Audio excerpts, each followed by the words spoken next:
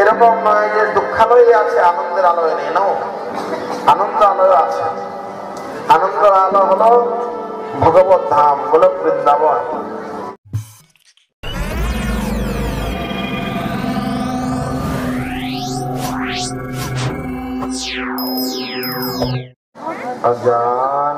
অজানলম্বিত ভুজ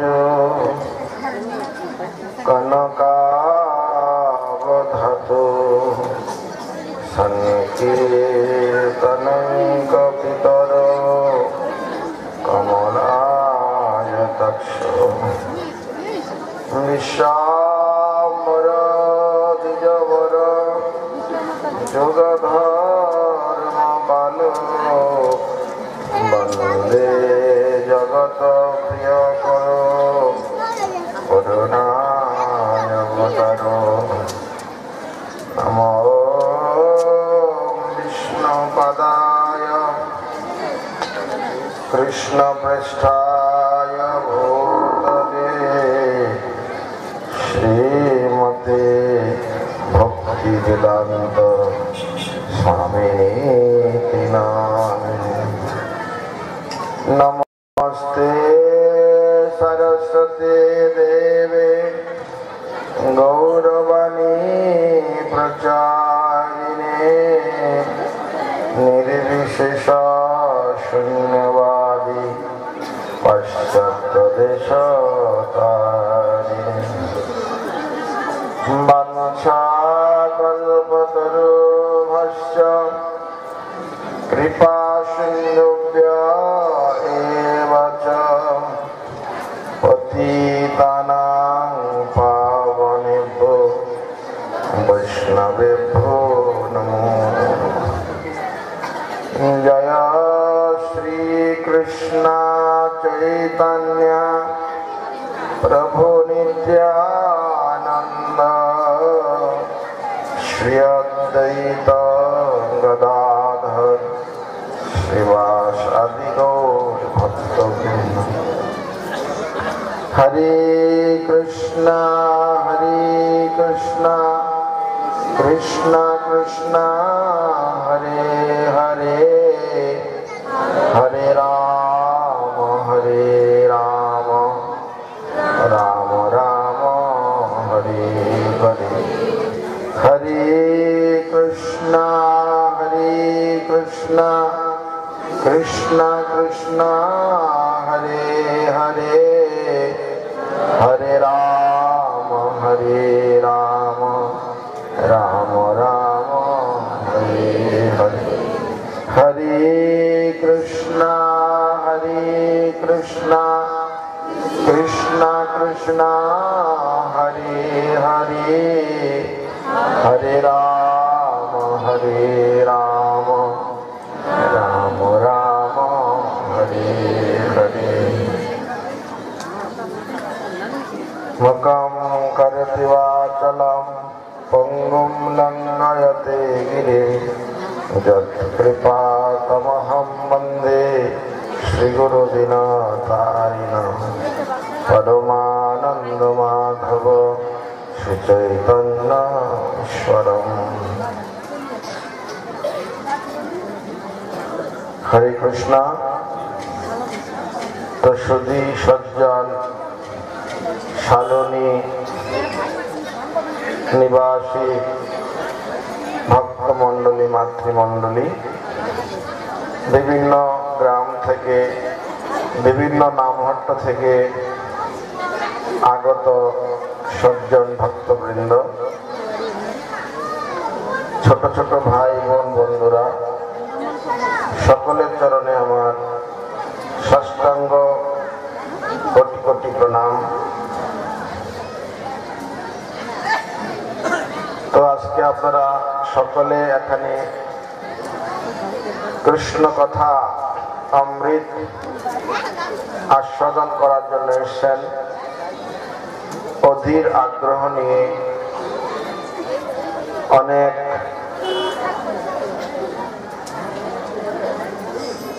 উৎসাহ নিয়ে বিকেল থেকে আপনারা রয়েছেন। পরপর নগর সংকীর্তন, সন্ধ্যা আরতি কীর্তন, ভজন কীর্তন এখন হরিকথা।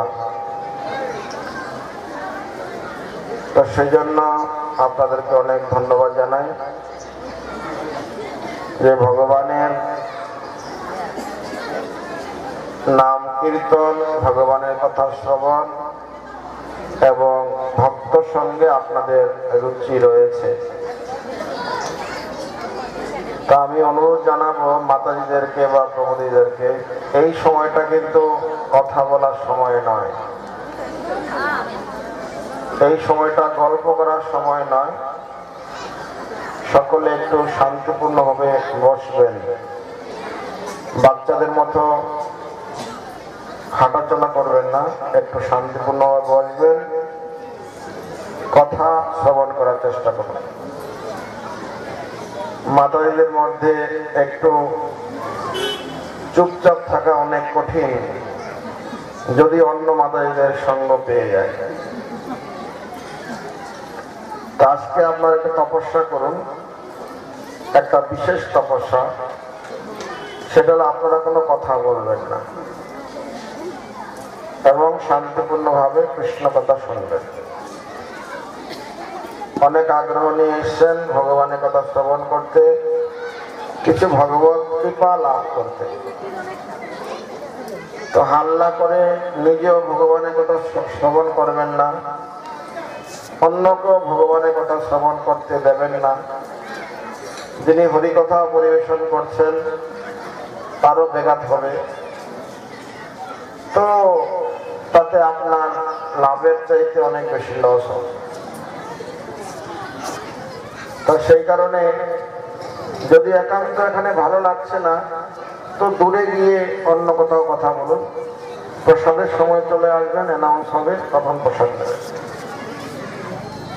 আর এখন চুপচাপ বসুন যদি আপনি হরিকথা শুনতে চান।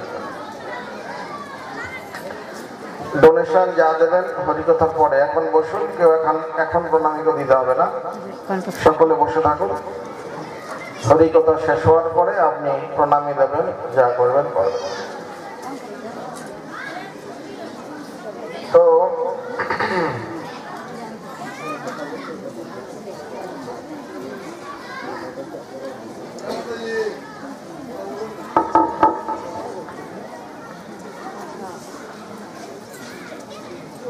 তো শ্রীমদ্ ভাগবতম শ্রবণ করার জন্য আমরা দেখছি পরীক্ষিত মহারাজ শশাগরা পৃথিবীর চক্রবর্তী সম্রাট ছিলেন, পাণ্ডবদের বংশধর, পাণ্ডবদের প্রপৌত্র। পরীক্ষিত মহারাজ যিনি ছিলেন শশাগরা পৃথিবীর চক্রবর্তী সম্রাট, ভগবানের মহান ভক্ত, যিনি টোটাল ভূমণ্ডলের শাসনকর্তা হয়েও সর্বদা ভগবান কৃষ্ণের নাম করা, কীর্তন করা, তার কথা শ্রবণ করা, তার লীলাসমূহকে চিন্তা করা এবং ভগবান অপ্রকটের পরে ভগবানের প্রপৌত্র বজ্রনাভ তাকে মথুরায় রাজা বানিয়ে তার সাথে একত্রিত হয়ে ভগবানের লীলাভূমি শ্রী বৃন্দাবনে শ্রী বিগ্রহ প্রতিষ্ঠা করা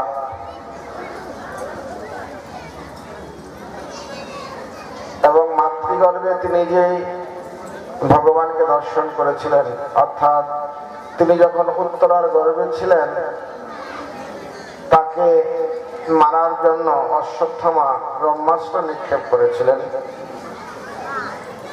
কৃষ্ণ তখন হস্তিনাপুর ছেড়ে দ্বারকায় উদ্দেশ্যে রওনা হয়েছেন, রথে উঠেছেন।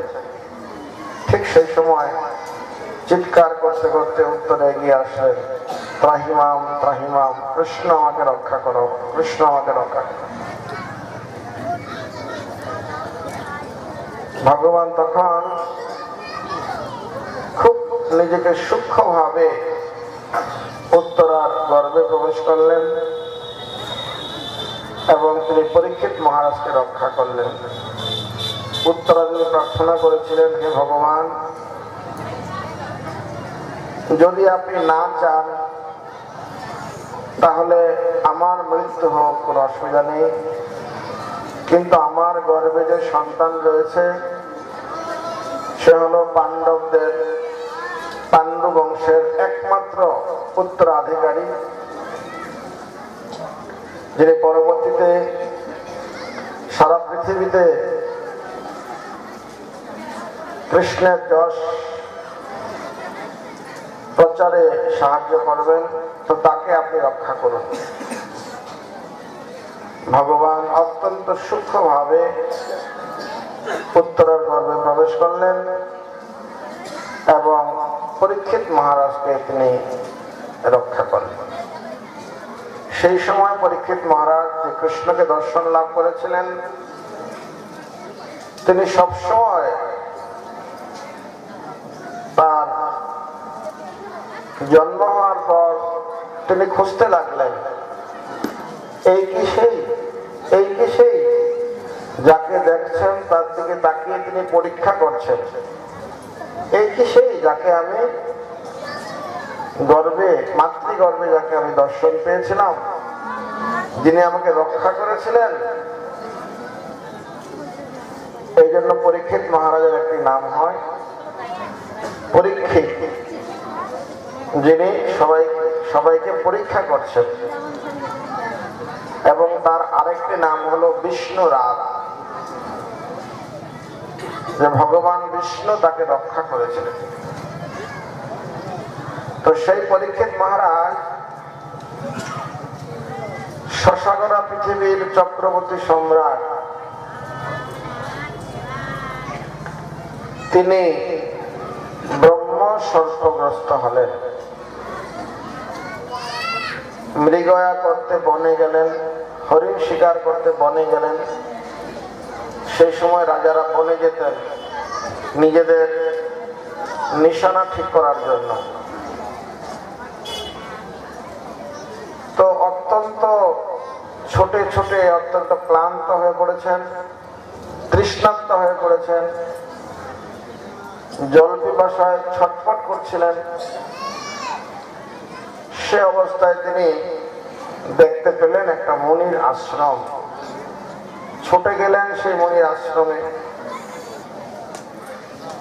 গিয়ে দেখছেন মুনি ধ্যানস্থ অবস্থায় আছে, পুরো সমাধি। পরীক্ষিত মহারাজ চিৎকার করে বলতে লাগলেন, জল জল জল। কিন্তু কোনোভাবেই মুনি, যেহেতু সৌমিত মুনি, তিনি সমাধিমগ্ন, কোনোভাবেই তিনি রাজাকে জল দিতে পারলেন না। সেই সময় পরীক্ষিত মহারাজ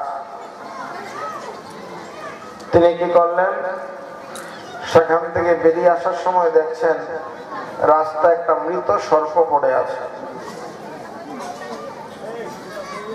তিনি সেই মৃত সর্পটি নিয়ে সৌমিত ঋষির গলায় পেঁচিয়ে দিলেন। তিনি একটু ক্রোধিত হয়েছিলেন, তিনি সৌমিত ঋষির গলায় পেঁচিয়ে দিলেন যে আমি শশাগরা পৃথিবীর চক্রবর্তী সম্রাট, মুনির কাছে এসেছি জল পিপাসায় কাতর হয়ে, তিনি আমাকে জল দেওয়াতে দূরের কথা তিনি সাড়াই দিচ্ছেন না। এটা একটা মনোভাব। কিছু আচার্যরা লিখেছেন এরকম মনোভাব যে না, পরীক্ষিত মহারাজ মুনির আশ্রমে গেলেন, যখন কোনো অতিথি গৃহে আসে, আমাদের গৃহে যখন কোনো অতিথি আসে, তাহলে আমাদের উচিত সে অতিথিকে সুন্দরভাবে অত্যন্ত প্রেম সহকারে তাকে সৎকার করা, তাকে সেবা করা। শত্রু যদি গৃহে আসে তথাপিও তার সাথে কখনো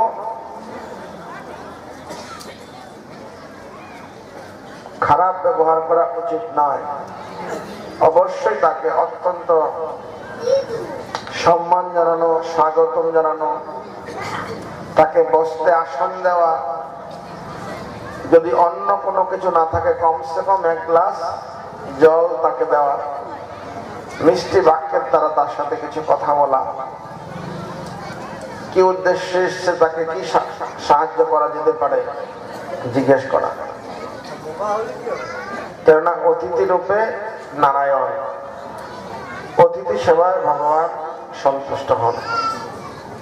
তার মধ্যে যদি বৈষ্ণব অতিথি হয়, ব্রাহ্মণ অতিথি হয়, তাহলে তো কোনো কথাই নেই, তাহলে তো কোনো ভাগ্যের সীমা নেই।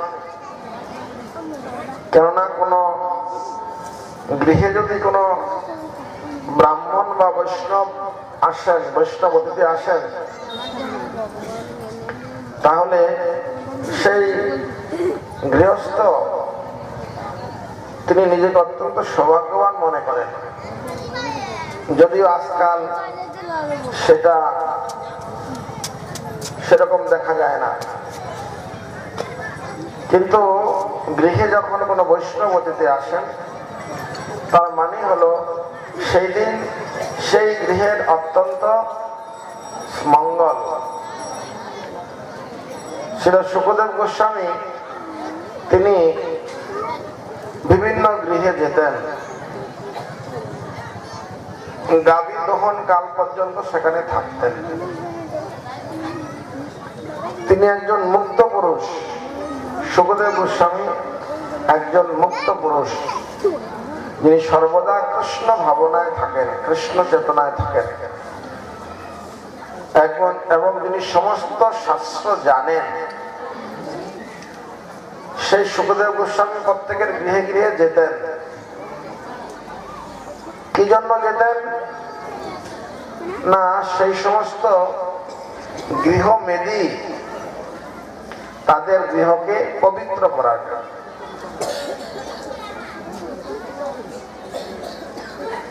তো যারা ভগবানের শুদ্ধ ভক্ত, তারা বিভিন্ন গৃহে যান। গৃহমেদি মানে হলো যিনি কৃষ্ণ ভাবনাময় গৃহস্থ জীবনযাপন করছেন না, যিনি নিজের ইচ্ছা মতো অথবা বিভিন্ন কর্মকাণ্ডীয় উপাসনা করছেন, স্বর্গে যাওয়া, সুখ ভোগ করা, ইন্দ্রিয় তৃপ্তি লাভ করা, সেরকম চিন্তা ভাবনা নিয়ে ইন্দ্রিয় সুখ তৃপ্তি লাভ করার জন্য গৃহে অবস্থান করছেন, গৃহে কঠোর পরিশ্রম করছেন, গৃহে ধর্ম করছেন, তাকে বলা হয় গৃহমেদি। আর গৃহস্থ মানে হলো যিনি কৃষ্ণকে কেন্দ্র করে সংসার করছেন। আচার্যগণ বলছেন, কৃষ্ণের সংসার করো ছাড়ি অনাচার, জীবে দয়া কৃষ্ণ নাম সর্বধর্মসার। আচার্যগণ বলছেন, সংসার করতে নিষেধ করছেন না, চাকরি করতে নিষেধ করছেন না, ব্যবসা করতে নিষেধ করছেন না, সন্তানকে পালন পোষণ করতে নিষেধ করছেন না। শাস্ত্র বলছেন সংসার করো, কিন্তু কুকুর বিড়ালের মতো সংসার করো। মানুষের যেরকম সংসার আছে, কুকুর বিড়াল পশু পাখিরও সংসার আছে। তো কুকুর বিড়াল তারা সংসার করে কাকে ভিত্তি করে? কৃষ্ণকে ভিত্তি করে, ভগবানকে ভিত্তি করে, ধর্মকে আশ্রয় করে না। তারা সংসার করে শুধুমাত্র আহার, নিদ্রা, ভয় এবং মৈথুন করার জন্য। কি করে খাবে, কি করে ঘুমাবে, কি করে মৈথুন করবে, কি করে নিজেকে রক্ষা করবে, সেটা হলো কুকুর বিড়ালের সংসার। সেখানে না কোনো ভগবান আছে, না ধর্ম আছে, না কোনো আইন আছে, নাথিং। তো ঠিক একই রকম মনুষ্য জীবন মানে হলো উন্নত জীবন, শ্রেষ্ঠ জীবন। ধর্মে না হীনা পশুভি সমানা। মনুষ্য জীবন লাভ করে যদি কেউ ধর্মকে আশ্রয় না করে, ভগবত ভক্তির অনুশীলন না করে, হোক সে গৃহী, হোক সে ব্রহ্মচারী, হোক সে সন্ন্যাসী, হোক সে বানপ্রস্থী, অথবা হোক সে ব্রাহ্মণ, হোক সে ক্ষত্রিয়, হোক সে বৈশ্য শূদ্র, চারি বর্ণাশ্রমে যদি কৃষ্ণ নাহি ভজে, সধর্মে থাকিয়া সে নরকে পড়ি মজে। চারটা বর্ণ, চারটা আশ্রম, প্রত্যেকের ব্যক্তিগত ধর্ম রয়েছে। ব্রাহ্মণ যজন যাজন পঠন পাঠন করবেন, ক্ষত্রিয় প্রজা শাসন, দেশকে রক্ষা করবেন, বৈশ্য কৃষি গোরক্ষা, খাদ্য উৎপাদন করবেন, শূদ্র তিন জাতির সেবা করবেন। কিন্তু এই সমস্ত কর্মের মাঝে, এই সমস্ত কর্মের দ্বারা কৃষ্ণকে সন্তুষ্ট করাই হলো উদ্দেশ্য। শুধু ব্রাহ্মণ পূজা অর্চন করবেন দক্ষিণা এনে পেট চালানোর জন্য, সে উদ্দেশ্য নয়। ক্ষত্রিয় প্রজা পালন করবেন, রাজ্য শাসন করবেন নিজের ইন্দ্রিয় তৃপ্তির জন্য, সেটা নয়। সকলের উদ্দেশ্য হবে তার বৃত্তির দ্বারা, তার কর্মের দ্বারা ভগবান শ্রী কৃষ্ণকে সন্তুষ্ট করা, বিষ্ণুকে সন্তুষ্ট করা। অত পুণ্যবী দ্বিজশ্রেষ্ঠ ভাগবত বলছেন, অত পুণ্যবী দ্বিজশ্রেষ্ঠ বর্ণাশ্রম বিভাগস স অনুষ্ঠিতস্য ধর্মস্য সংসিদ্ধি হরিতোষণম। উদ্দেশ্য হলো সংসিদ্ধি হরিতোষণম, সারা জীবন আমাদের সমস্ত কর্মের দ্বারা ভগবান শ্রী হরিকে প্রসন্ন করা, সন্তুষ্ট বিধান করা। কেননা তিনি আমাকে এই সুন্দর মনুষ্য জন্ম, মনুষ্য দেহ দিয়েছেন, উন্নত বুদ্ধি দিয়েছেন। ধর্মহি তেষাম অধিক বিশেষ। মনুষ্য জীবনের স্পেশালিটি হলো ধর্ম করার ক্ষমতা আমাকে দিয়েছেন। ধর্মে না হীনা পশুরই সমানা। মনুষ্য জন্ম পেয়ে ধর্ম না করলে পশু। তো সেজন্য প্রত্যেকটা গৃহস্থের উচিত, প্রত্যেকটা মানুষের উচিত কৃষ্ণকে কেন্দ্র করে জীবনযাপন করা, ধর্মকে আশ্রয় করে জীবনযাপন করা।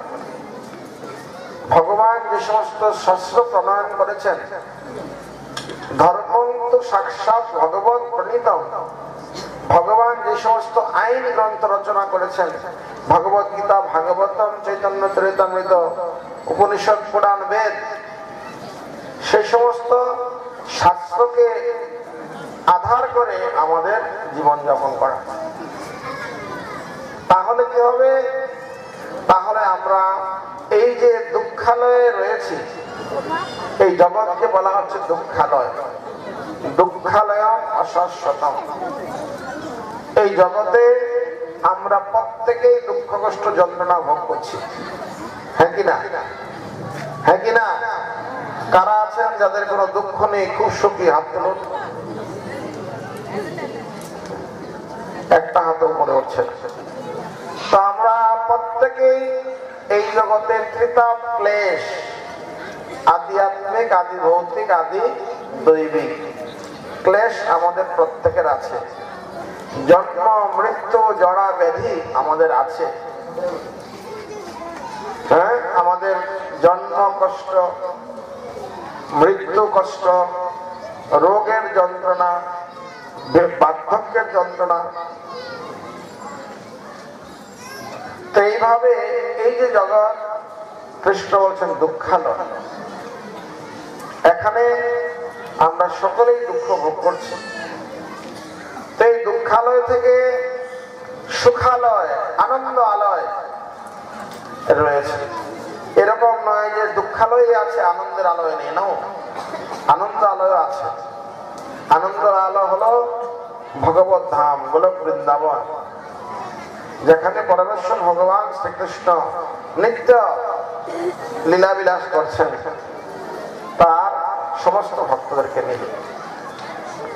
সেই গোলক বৃন্দাবন এই জগৎ থেকে 3 গুণ বড়। এই জগৎ হলো গোলক বৃন্দাবনের আধ্যাত্মিক জগতের 3 ভাগের 1 ভাগ। আর এখানে আমরা সকলে বিভিন্ন রকমের দুঃখ ভোগ করছি।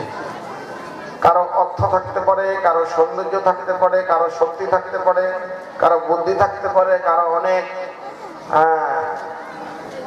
লোকবল থাকতে পারে, জনবল থাকতে পারে, সামাজিক পজিশন থাকতে পারে, কিন্তু কেউ দুঃখ যন্ত্রণা থেকে মুক্ত নয়। হ্যাঁ কিনা? হ্যাঁ কিনা?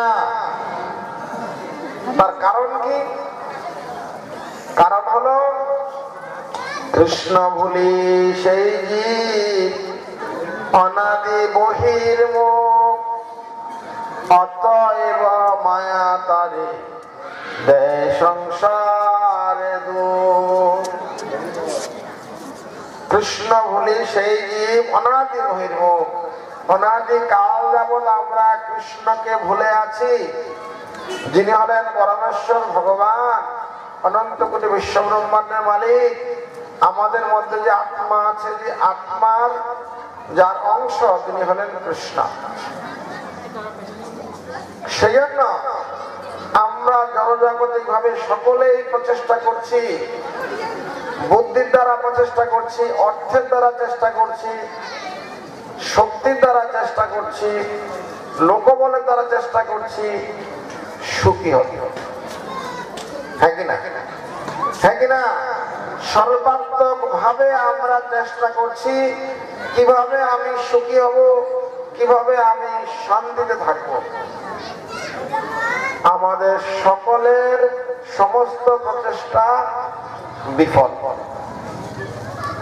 বিফল হচ্ছে, কেননা কেউই সম্পূর্ণভাবে আমরা সুখী হতে পারছি না।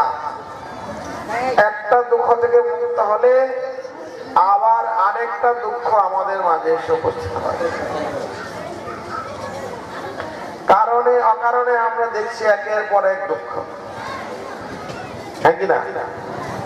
তো কেননা এটা দুঃখালয়, যতদিন পর্যন্ত আমরা এখানে থাকবো ততদিন আমাদেরকে যন্ত্রণা ভোগ করতে হবে। এবং এখন আমরা মনুষ্য জন্ম পেয়েছি, ভগবানের কৃপায় মনুষ্য জন্ম মানে দুঃখটা একটু কম। 84 লক্ষ প্রজাতি, জলজা নবলক্ষণী, স্থাবরা লক্ষ বিংশতি, তৃময়া রুদ্র সংখ্যক, 30 লক্ষণী পশব, 4 লক্ষণী মনুষ্য। 84 লক্ষের মধ্যে 80 লক্ষ ইতর প্রজাতি, কৃমি, কীট, কুকুর, বিড়াল, গাছপালা। সেই সমস্ত জমিতে জন্ম হলে আর অনেক কষ্ট, অনেক যন্ত্রণা। দেখুন কতগুলো কুকুর রাস্তায় ঘুরে বেড়ায়, এক বেলা ও পেট ভরে ঠিক মতো খেতে পায়, এক বেলা একটু ঠিক মতো খাওয়ার জন্য তাকে কত ফাইটিং করতে হয়। আপনি কোন একটা খাওয়ার পাতা ছুঁড়ে ফেলবেন, 10টা কুকুর একসাথে ঝাঁপিয়ে পড়ে, একে অপরের সাথে কামড়া কামড়ি করে। হ্যাঁ কিনা? হ্যাঁ কিনা? কেউ পারলো তাকে গরম জল ছুঁড়ে দিল, কেউ পারলো একটা লাঠি দিয়ে মেরে দিল। তো এইভাবে আমি একটা কুকুরের এক্সাম্পল দিলাম। বনে যাবেন, সেখানে বাঘ, সিংহ আছে, হরিণ আদি অন্যান্য প্রাণীকে কামড়ে ধরে কামড়ে খেয়ে নিচ্ছে। জলের মধ্যে যাবেন, বড় বড় মাছ, ছোট ছোট মাছকে খেয়ে নিচ্ছে। তো এইভাবে এই জগতে একটা প্রাণীর খাবার আরেকটা প্রাণী। তো এইভাবে প্রত্যেককে এই জগতে দুঃখ কষ্ট যন্ত্রণা ভোগ করতে হয়। তা আমাদেরকে ভগবান একটা স্পেশাল চান্স দিয়েছেন, স্পেশাল সুযোগ দিয়েছেন। কি সুযোগ? মনুষ্য জন্ম। এই মনুষ্য জন্ম সুলভ নয়, দুর্লভ নয়, সুদুর্লভ। মূল্য। মনুষ্য জীবনের প্রতিটা মুহূর্তের প্রতি মুহূর্ত সময়ের অনেক মূল্য। কেননা এই মনুষ্য জন্মকে ইউটিলাইজ করে আমরা অনাদি কালের সমস্ত দুঃখ যন্ত্রণা থেকে মুক্ত হয়ে গোলক বৃন্দাবনে ভগবানের নিত্য ধামে যেতে পারি। হরি বল। সেই জন্য শাস্ত্রে বলা হয়েছে, আহার নিদ্রা ভয় মৈদনাঞ্চ সামান্য মেতদ পশুবি নরানাম ধর্মহি দেশামধিক বিশেষ ধর্মেরা হীনা পশুবি সমানা। মনুষ্য জীবন ইটিং স্লিপিং, ঘুমানোর জন্য আর খাওয়ার জন্য নয়। ইটিং স্লিপিং মিটিং, খাওয়ার জন্য ঘুমানোর জন্য আর হলো মৈথুন করার জন্য নয়। নিজেকে এই মনুষ্য জীবন হলো কি জন্য? সংসিদ্ধি হরি প্রসন্ন, ভগবান শ্রী হরির প্রসন্নতা বিধান করার জন্য মনুষ্য জন্ম। আর ভগবান শ্রী হরির প্রসন্নতা কি করে বিধান করতে পারি? না, গৃহে থেকে সন্তান, স্ত্রী, স্বামী, বাবা মা, ছেলে মেয়ে সকলকে নিয়ে কৃষ্ণ ভক্তি করা।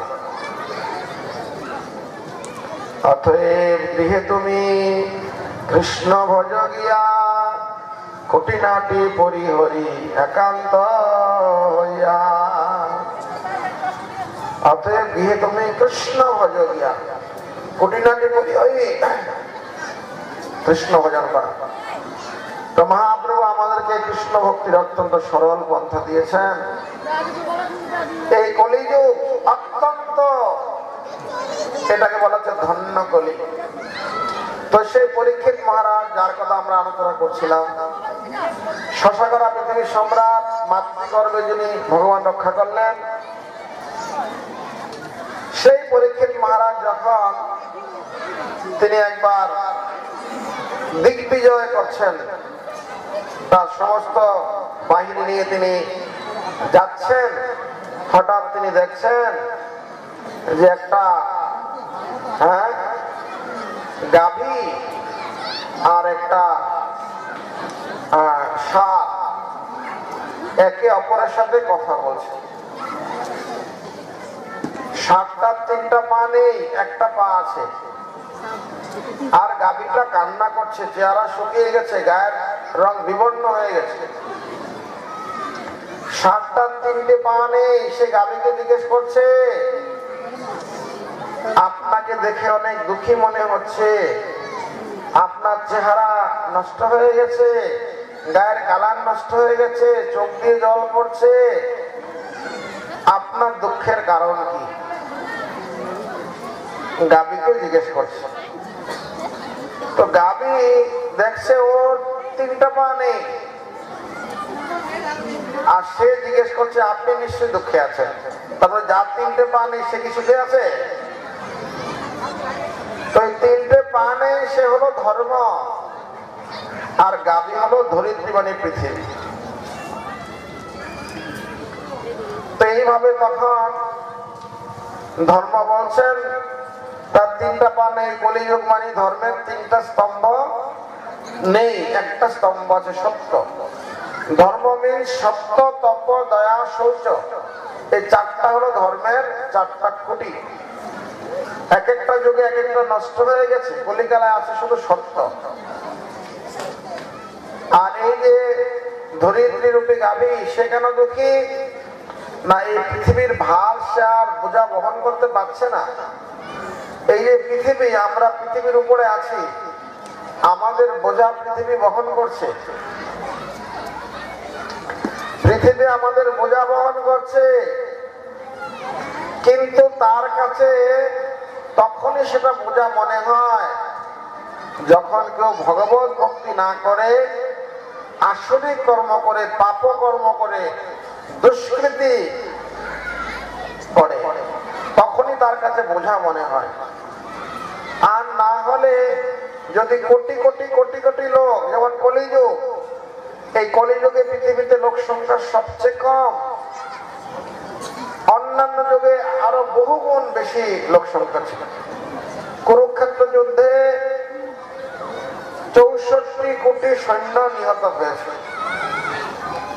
তাহলে চিন্তা করুন, এটা ক্ষত্রিয়ের কথা বলছে, সেখানে না ব্রাহ্মণ না বৈশ্য না শূদ্র কেউ অংশগ্রহণ করেনি, অনলি ক্ষত্রিয়। তার মধ্যে আবার যারা রাজার অধীনে চাকরি করত তারা, স্ত্রীরা আসেনি, যারা বয়স কম তারা আসেনি, যারা বয়স বেশি তারা আসেনি। তাহলে কত কোটি লোক সংখ্যা ভারতবর্ষে ছিল। তো এই কলিযুগে অনেক কম, কিন্তু এই লোক সংখ্যা যদি 10 গুণ 1000 গুণও বেড়ে যায়, তাতে ধরিত্রীর কোনো দুঃখ নেই, বা তাতে ধরিত্রী আমাদেরকে ফুল ফল সবজি সাপ্লাই করতে অসুবিধা নেই। কিন্তু অসুবিধা কোথায়? যখন আমরা ভগবানকে আশ্রয় করে, ধর্মকে আশ্রয় করে জীবন যাপন করছি না, পশুর মতো জীবন যাপন করছি। পশু মিন্স কোন ধর্ম ফলো করে না, কোন ইনস্ট্রাকশন ফলো করে না। তখন বোঝা, যেরকম মা তার সন্তানকে কোলে নেয়, সন্তান বড় হয়ে গেলে দেখবেন মা কোলে উঠে যায়, হ্যাঁ মা কোলে নাও, মা তাকে কোলে নেয়। মায়ের কাছে কি বোঝা মনে হয়? মায়ের কাছে কি সেটা দুঃখ মনে হয়? মা আনন্দে তাকে কোলে নেয়, হ্যাঁ কিনা? একই রকম ভাবে আমরা সকলে সন্তান, এই ধরিত্রীতে আমাদের জন্ম, আমাদেরকে বোঝা বহন করতে অসুবিধা নেই। কিন্তু অসুবিধা কোথায়?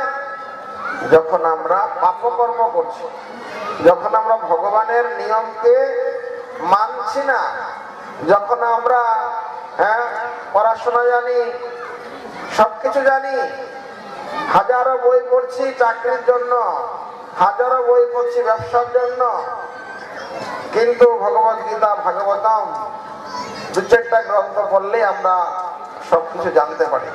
কিন্তু আমরা সেগুলো পড়ছি না, জানছি না, জানার চেষ্টা করছি না, অথবা কিছুই জানি না কিন্তু আমরা কিছু ধর্মের কথা বলছি, অথবা আমরা কিছু মনের মতো করে ধর্মের চিন্তা করছি, এটা ধর্ম, ওটা ধর্ম, ওটা ধর্ম, ওটা ধর্ম।